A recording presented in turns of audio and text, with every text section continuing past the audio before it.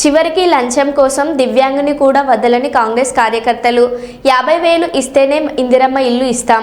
ఆదిలాబాద్ జిల్లా ఇంద్రవెల్లి మండలానికి చెందిన దివ్యాంగులకు ఇల్లు ఇవ్వడానికి 50,000 డిమాండ్ చేస్తున్న కాంగ్రెస్ నాయకులు తాము దివ్యాంగులమని పూట గడవడమే కష్టంగా ఉంటే డబ్బులు ఎలా ఇవ్వాలని ఆవేదన.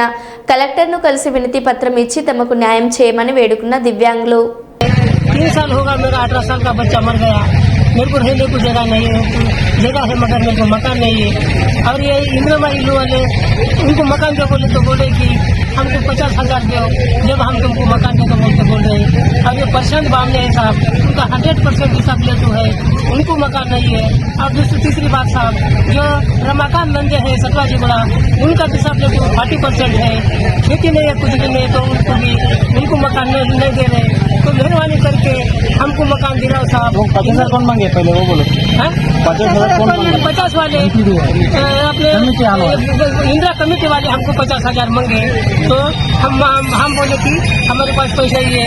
बोले तो तुम 50,000 दिए तो इसी हम मकान देते, नहीं तो तुमको मकान दे तो नहीं दे तो मुझे हमको बोले साहब।